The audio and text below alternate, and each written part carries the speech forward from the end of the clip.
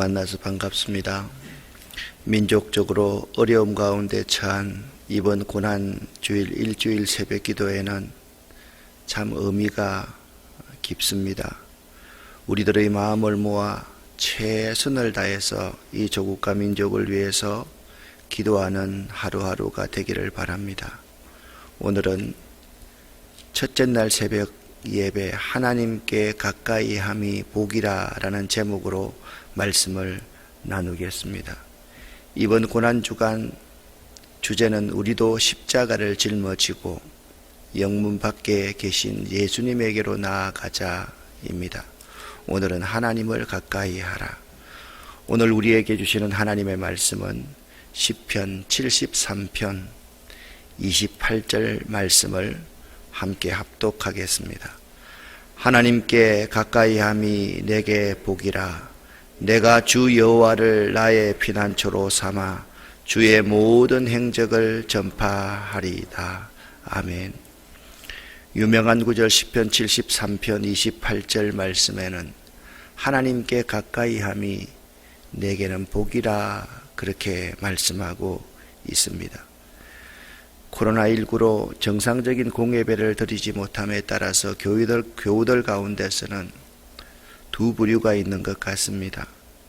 빨리 나와서 하나님 앞에 예배를 드리고 싶다라고 생각하면서도 평소에 습관이 잘 되어 있지 않아서, 예배 드리는 습관이 잘 되어 있지 않아서 제대로 예배가 잘 안 되는 부류의 사람이 있는 것 같고, 집에서 온 가족이 가정 예배를 드리면서 하나님을 사모하는 사람이 있는 것 같습니다. 많은 사람들이 예배를 드렸는데 헌금을 드릴 수 있는 방법이 없습니다 라고 말씀하셔서 이번 일주일 동안은 여러분 이해를 해 주시기를 바랍니다. 교회 계좌를 여기다가 알려드리도록 하겠습니다. 헌금을 하고 나서 메시지를 꼭 주시면 저희들이 이 헌금을 잘 관리를 하도록 하겠습니다. 20세기 영국의 설교자 마틴 로이드 존스 목사님이 있습니다. 이분은 유명한 설교자이지요. 이 마틴 로이드 존스 목사님은 성도와 불신자들을 구분하는 기준이 그가 소망을 어디에 두고 있느냐에 있다라고 말씀을 합니다. 불신자들은 세상의 소망을 두고 세상의 행복을 추구하는 사람입니다. 그러나 성도들은 이 세상에서 행복의 조건을 구하지 않고 소망을 하늘나라에 두고 사는 사람입니다. 그러므로 믿는 성도의 진정한 행복은 하나님을 가까이 하는 것입니다. 그러니까 이렇습니다. 그러므로 성도의 진정한 행복은 하나님을 가까이 하는 것이다. 성도는요, 하나님을 가까이 하는 것이 진정한 행복임을 아는 사람인 것입니다. 그래서 시편 73편 28절 말씀 같이 한번 읽어 보겠습니다. 하나님을 가까이 함이 내게 복이라. 아멘. 여러분 외워보십시오. 7 더하기 3도 10입니다. 2 더하기 8도 10입니다. 그러니까 시편 73편 28절 외우기가 어렵지 않습니다. 하나님을 가까이 함이 내게 복이라 라는 말씀입니다. 그런데 이 하나님을 가까이 함이 내게 복이라 라는 이 의미를 시편 기자는 처음부터 깨달은 것이 아닙니다. 이 시인에게는 고민이 있었습니다. 아니, 이렇게 내가 신앙생활을 잘 하는데 날마다 재앙이 자신의 삶의 연속이요, 자신이 징계를 맛보고 있으니 도저히 이해가 되질 않았습니다. 자기가 죄를 짓거나 불의한 일을 행하였으면 그 값을 받는 것이라고 하겠지만 늘 무죄하게 경건하게 성실하게 사는데도 자기 삶에 날마다 재앙이 있고 징계를 맛보고 사니까 자기의 지혜로는요, 이런 일을 도무지 이해할 수 없고 해답을 얻을 수가 없었습니다. 그래서 기도도 해봤겠지요. 고민도 해봤겠지요. 그래서 이 역경의 삶이 너무나도 고통스러워서 오늘 시편 73편 13절 말씀에는 이런 고백까지 하게 되었습니다. 같이 한번 읽어보겠습니다. 내가 무엇 때문에 마음을 깨끗이 하였단 말입니까? 내가 죄를 짓지 않고 성실하게 살려는 것이 무슨 소용이 있단 말입니까? 이런 고백을 시인은 하게 되었습니다. 또한 14절 말씀에는 이런 고백을 하고 있습니다. 함께 읽습니다. 나는 하루 종일 고통을 당하였으며 매일 아침마다 벌을 받고 있습니다. 아멘. 하루 종일 왜 나에게 이런 일이 일어나지? 왜 나에게 이해 안 되는 상황이 일어나지? 나는 아침에 눈만 딱 뜨면 내가 벌을 받고 있는 듯한 느낌이 내 안에 듭니다. 라고 그의 갈등하는 현재를 13절과 14절에서 그렇게 표현하고 있다라는 거예요. 우리가 코로나19로 사회적 거리두기가 우리 땅 전반에 이렇게 퍼져 나가 있습니다. 아마 세계에서 어려움을 당했을 때 우리 민족처럼 지혜롭게 잘 단합되는 민족은 없을 겁니다. 세계 사람들 가운데서 어려움을 당했는데 자발적으로 근무오기를 하거나 사회적 거리두기를 국가에서 하는데 곤봉 가지고 때리지도 않고 벌금 먹이지도 않는데 이렇게 잘 지키는 사람들은 세계에서 없을 것입니다.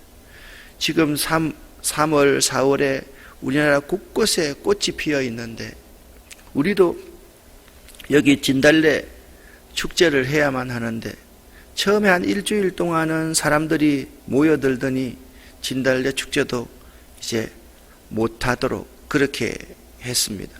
그러나 우리가 이 강도 높은 사회적 거리두기를 하고 있는데요, 이 사회적 거리두기 때문에 하나님과의 거리를 두어서는 안 될 것입니다. 평소에 습관이 잘 형성되어 있는 사람들은 이런 상황 속에서도 하나님과 거리를 두지 않고 잘 유지를 합니다. 그런데 평소에 습관이 잘 되어 있지 않고 교회를 그냥 왔다 갔다 하는 그러한 분들에게는 신앙이라는 것은요, 흐름을 타는 거거든요.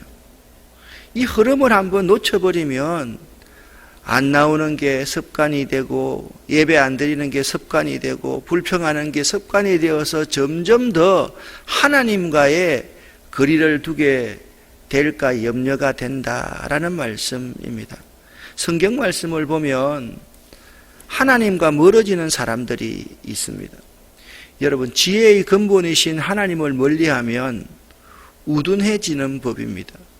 하나님과 가까워지면 있잖아요, 길을 열고 마음을 엽니다. 그것을 구약 성경에는 지혜로운 사람이다 라고 말씀을 합니다. 지혜의 근본이신 하나님을 멀리하면 하나님의 형상을 우리 속에서 잃어버리게 되고 짐승처럼 인생을 살게 됩니다. 하나님과 멀어지면요, 세 가지 현상이 나타납니다. 이 세 가지 현상을 설명하기 전에 하나님과 멀어진 사람, 제일 먼저의 사람이 있습니다. 아담과 하와입니다. 그들이 하나님 앞에 불순종의 범죄를 저지르고 나서 숨습니다. 그리고 가인과 아벨도 그의 아들 가인과 아벨도 마찬가지입니다. 하나님 앞에 숨습니다. 하나님을 피합니다. 죄인들의 특징은 뭐냐 하면 하나님과 멀어지게 되어 있다라는 것입니다. 그런데 하나님과 멀어지는 사람은 세 가지 특징이 있는데, 첫 번째는요, 하나님과 멀어지면 둔하고 어리석어집니다. 어떤 사람 같은 사람입니까? 나발 같은 사람입니다. 이 나발은요, 갈렙의 후손이었습니다. 그런데 그가 하나님과 멀어져 있으니까 정말 어리석은 사람으로서 자기를 지켜주는 다윗의 은혜를 전혀 알지 못하는 사람이었던 것입니다. 하나님과 멀어지면요, 어리석고 둔해집니다.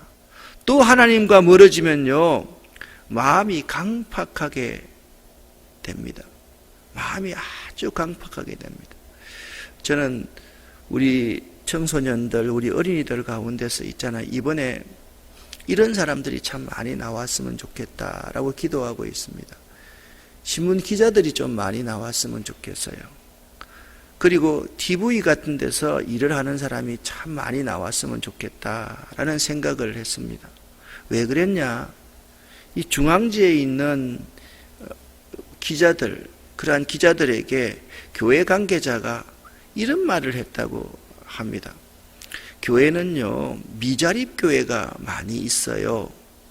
그랬더니 그 사람들이 눈이 동그래지면서 미자립 교회가 뭔지를 아무도 모르더래요. 여러분 가만히 생각해 보세요. 우리 교회 같은 교회는요, 큰 교회입니다. 대형 교회입니다. 우리 교회가 작은 교회가 아닙니다. 그런데 20명, 30명 이렇게 모이는 교회가 우리나라 교회의 거의 절반에 가깝습니다. 300명 이상 모이는 교회가 있잖아요. 한국 교회 7%도 안 됩니다. 많이 잡으면 10% 미만입니다. 그러니까 교회가 교회다웁게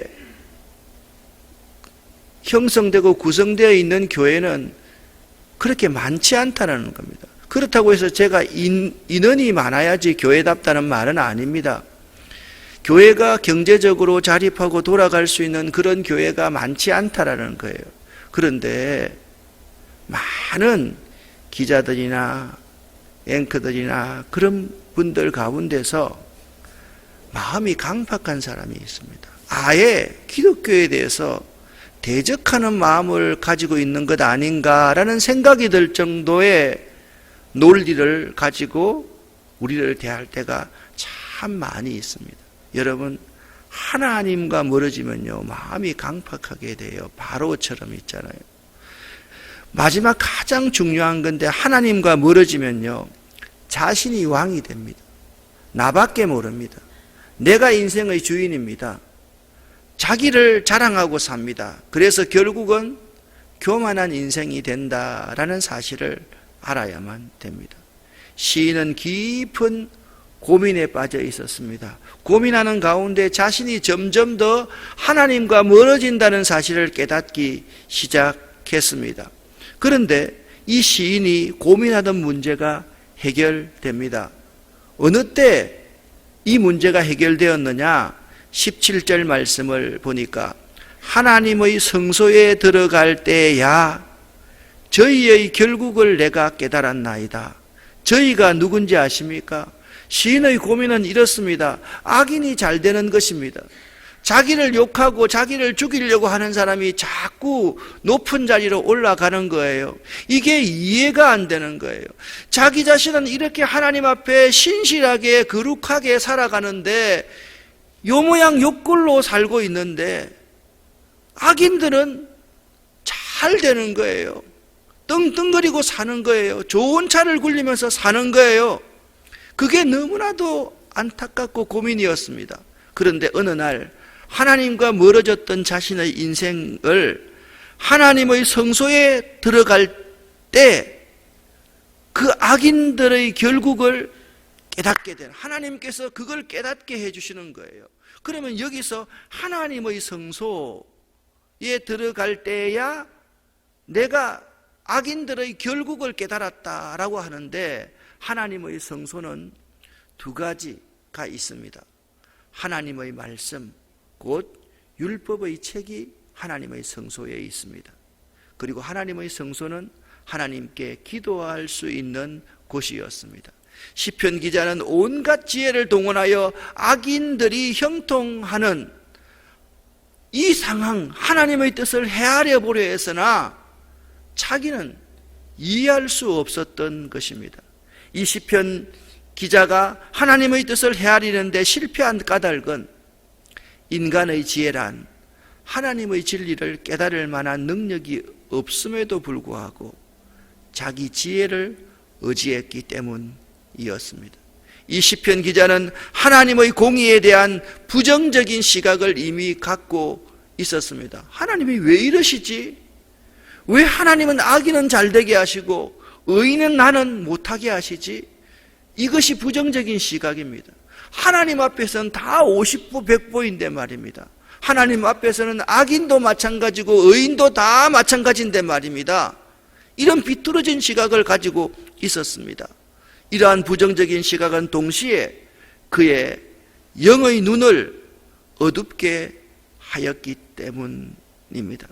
이제 시편 기자는 하나님의 말씀에 근거한 계시, 하나님을 의존하고 하나님을 깊이 묵상함을 통하여서 하나님의 뜻을 밝히 깨달을 수 있었던 것입니다. 그것이 바로 하나님의 성소에 들어갈 때야 저 악인들의 결국을 깨달았습니다 라는 의미인 것입니다. 하나님 말씀이 아니면요, 악인들의 결국을 깨달을 수가 없어요.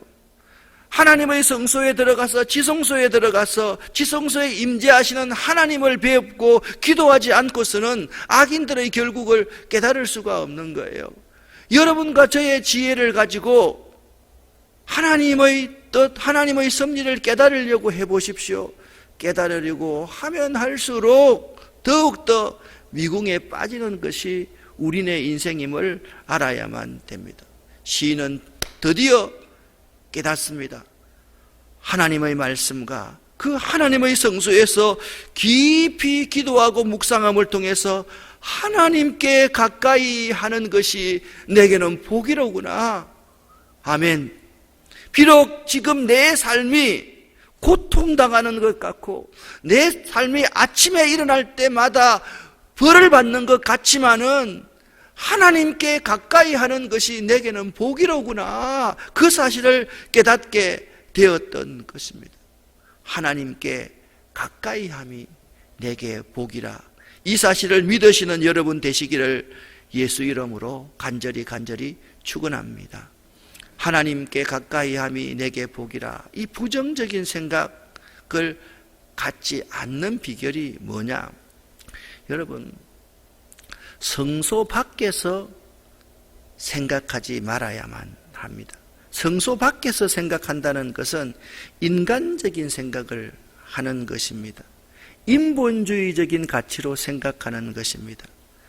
사람이 만든 사상과 관념과 이론과 체계 안에서 생각하는 것입니다.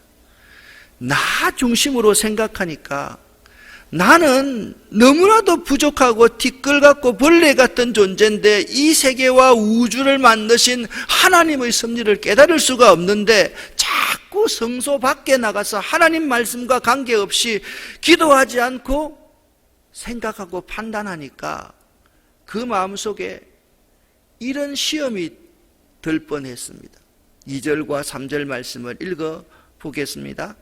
나는 거의 넘어질 뻔하였고 나의 걸음이 미끄러질 뻔하였으니 이는 내가 악인의 형통함을 보고 오만한 자를 질투하였음이로다. 아멘.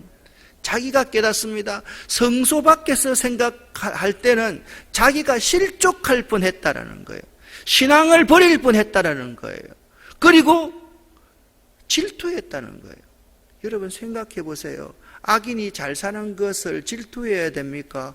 악인 잘 사는 거 보고 박수 쳐줘야 됩니다. 아니, 내 건강 있고 살면 되는데 자꾸 우리는 비교해서 그는 못 살아야만 되고 나는 잘 살아야만 된다라고 생각을 합니다. 그것이 잘못되었다라는 사실을 깨달았던 겁니다. 성소 밖에서 생각하면 이럴 수밖에 없습니다. 여러분, 하나님을 가까이 함이 복이 되는 사람은 영의 눈이 열리는 사람입니다. 이 시인은 성전에 들어가서 하나님 말씀에 접하고 하나님께 기도할 때야 영안이 열렸습니다. 악하고 교만한 자들의 삶과 자신의 비참한 현실들만 보던 눈이 악한 자들의 미래를 보니까 저들이 파멸된, 지금은 잘 되는 것 같지만 나중은 파멸된다는 사실을 깨닫게 된 것입니다. 드디어 그의 영안이 열렸습니다. 악한 자의 결말이 이렇습니다. 11절, 18절, 19절 말씀을 읽어 보겠습니다. 주께서 참으로 그들을 미끄러운 곳에 두시며 파멸에 던지시니 그들이 어찌하여 그리 갑자기 황폐되었는가. 놀랄 정도로 그들은 전멸하였나이다. 아멘. 하나님이 지금 잘 살고 있는 그 악인들을 파멸에 던지시고 그들이 황폐되고 그들이 전멸되었다라는 사실을 보게 되었다라는 겁니다. 사랑하는 우리 아름다운 교회 성도 여러분, 고난주간을 맞이해서 여러분들이 이 새벽에 나와서 새벽 제단을 쌓습니다. 힘들죠. 이렇게 새벽 제단 쌓고 하루를 살아가는 것이 쉽지 않고 힘듭니다. 그러나 이 성소에 들어와서 조금 고통스럽고 힘들어도 하나님이 어떤 분인가를 우리가 깨달아 알게 되면 내가 행복한 사람임을 스스로 알게 되는 것입니다. 오늘 성경 시편 73편 28절 말씀을 다시 한번 읽어 보겠습니다. 하나님께 가까이함이 내게 복이라. 내가 주 여호와를 나의 피난처로 삼아 주의 모든 행사를 전파하리이다. 아멘.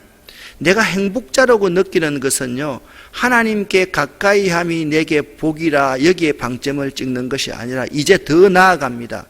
내가 하나님 여호와를 나의 피난처로 삼고 살겠습니다. 하나님 여호와만이 나의 피난처이십니다. 이제는 나의 삶 전부를 이용해서 주의 모든 행사를 전파하는 삶을 살겠습니다. 자기가 행복자임을 느꼈기 때문에 하나님이 나의 피난처가 되시고 이제부터는 하나님을 전파하는 삶을 살겠습니다 라고 고백할 수 있는 것입니다. 이것이 행복한 사람입니다. 행복한 사람은 내가 어떻게 무엇을 위해서 인생을 살아야 되는지를 바로 깨달아 아는 사람인 것입니다. 야고보서 4장 8절 말씀을 보면 하나님을 가까이 하라. 그리하면 너희를 가까이 하시리라. 마귀를 대적하라. 그리하면 너희를 피하리라. 그렇게 말씀하고 있습니다. 하나님은요, 가까이 하면 가까이 할수록 좋습니다. 그러나 마귀는 멀리하고 피해야만 됩니다. 사랑하는 여러분, 하나님을 가까이 한다라는 의미가 무엇일까를 묵상을 해 보았습니다. 하나님을 가까이 한다라는 것은 하나님과 친밀하다라는 의미일 것입니다. 여러분이 저를 가까이 한다는 것은 여러분이 저와 친밀도를 유지한다라는 것입니다. 하나님과 친밀한 것이 가장 큰 힘이라는 거예요. 여러분, 인생을 살면서 하나님과 친밀해 보시지 않겠습니까? 다른 종교에는요, 우리가 믿는 믿음의 대상이 내가 너희 친구다, 이런 개념이 다른 종교에는 없습니다. 하나님이 친구라는 거예요. 우리가 하나님의 손을 잡고 날마다 동행할 수 있다라고 우리는 날마다 고백하고 살지 않습니까? 여러분, 목사와 교인 사이에도요, 여러분 자꾸 사단은 어렵다, 멀게만 자꾸 생각합니다. 그렇지 않습니다. 친밀도를 가지는 것이 매우 중요합니다. 내 속에 있는 것 이야기할 수 있고, 내 안타까움 이야기할 수 있고, 서로의 기도 제목을 나눌 수 있는 것이 얼마나 좋은지 모릅니다. 우리 성도 가운데서 있잖아요, 요 근래에 암 수술을 한 젊은 집사님이 계십니다. 어제는 그러면서 기도하는데 집사님한테 메시지가 왔어요. 목사님, 항암을 해야 된대요. 그래요, 내가 기도할게요. 두 번째, 방구가 나와야 된대요. 기도할게요. 그런데 있잖아요, 그 말하고 나서 30초 있었습니까? 목사님, 방구 나왔어요. 여러분, 가만히 생각 한번 해보세요. 우리가 평소에 방귀를 낀다, 이게 좀 창피하고 부끄러운 일이라고 생각을 할 수가 있는데, 친밀해지면요, 수술하고 나면요, 그 가스가 나오는 것이 얼마나 소중한지 몰라요. 부부가 무엇입니까? 가족이 무엇입니까? 형제 자매가 무엇입니까? 평소에 생각하면 부끄럽다고 생각하는 그러한 일들이 부끄럽지 않고 자연스럽게 나타나는 것이 친밀함 아니겠습니까? 천지를 지으시고 만물을 다스리는 분과 지나다는 것이 삶에 얼마나 큰 기쁨과 충만을 주는지 모릅니다. 땅의 모든 기름짓건 하늘에서 내리는 모든 축복으로 우리의 삶을 채우는 축복받는 비결이 뭐냐? 하나님과 친밀함에 있습니다. 하나님과 친밀한 여러분 되시기를 예수 이름으로 간절히 축원합니다. 기도하겠습니다. 살아계신 아버지 하나님, 하나님과 친밀한 그리스도인들 되기를 원합니다. 하나님께 가까이함이 내게는 복이라. 이제부터 저는 하나님만 피난처로 삼고 살겠습니다. 하나님의 행사를 온 세상에 전파하는 삶을 살겠습니다. 이 고백이 우리 어린이들부터 우리 어른까지의 고백이 될 수 있도록 도와주시옵소서. 예수 그리스도 이름으로 축복하옵고 간절히 기도 올립니다. 아멘. 조용히 주여 믿습니다. 3번 부르짖고 기도하고 돌아갑니다.